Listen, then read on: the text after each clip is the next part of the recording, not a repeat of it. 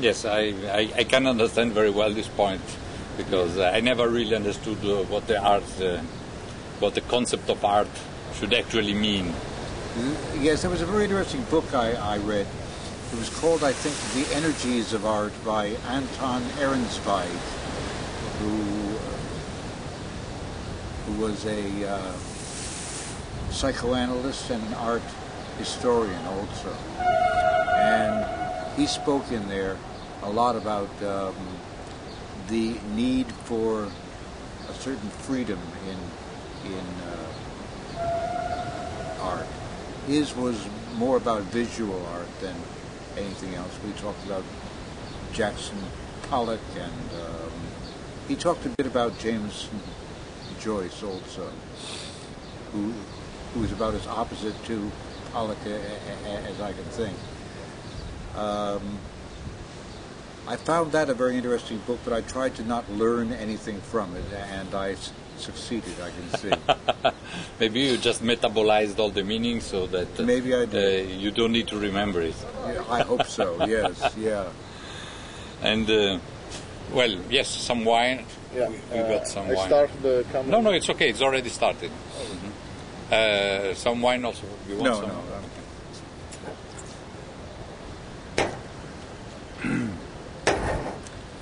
Talking about visual arts, several of your stories has been put into visual depictions in movies. Yes. And do you have any kind of feeling related to that? Well, it's an odd thing. You know, I don't know a lot about film. You know, so I find it very hard to imagine I don't know what the relationship is between my story and a film made of it. As a rule, my story is changed a lot, you know, which I think is right. But I don't know, as a rule, if it's bad or good. I try to stay out of value judgments like that anyhow. But you want it or not, you are the creator of the reality show concept. And 50 years before, the industry actually did it. Yes. Because in the 50s you have written everything that could ever be written about reality shows.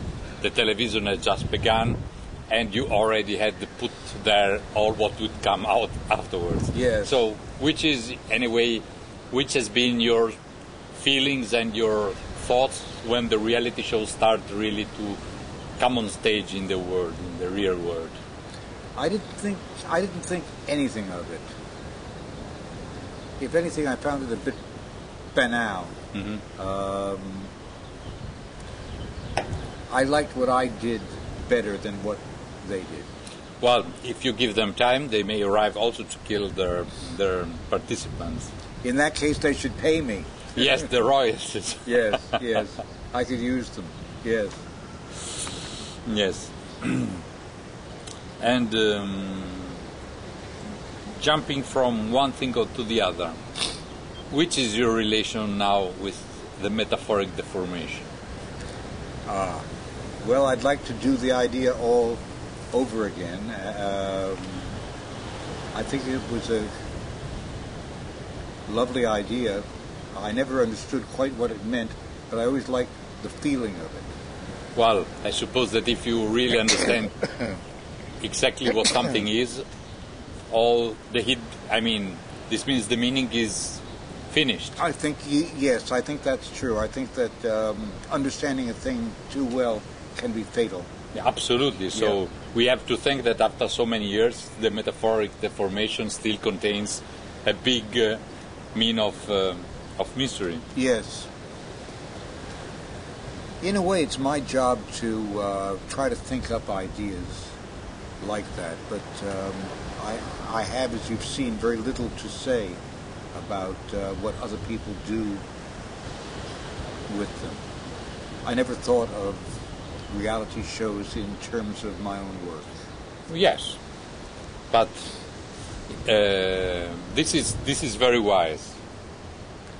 I like to hear other people speak about them, though. Mm-hmm. Yes, but Yes. and this is very human. Yes, yes, I am afraid so. Yeah. Mm-hmm. Do you feel a fatal attraction to absurdism? To Absurdism, this way, a sort of research of absurd. oh well, that isn't anything intellectual. That's just an expression of how I think and how I feel. I'm always looking for some way to turn a situation, and absurdity, I think, is better than tragedy.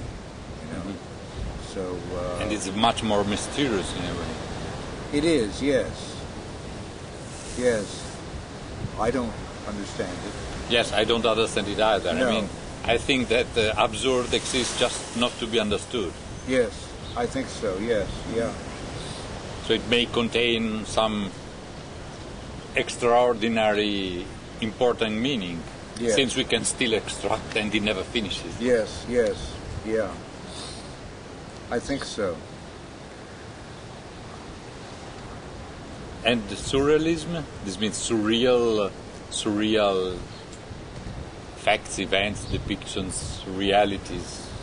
Well, it's always interested me a lot.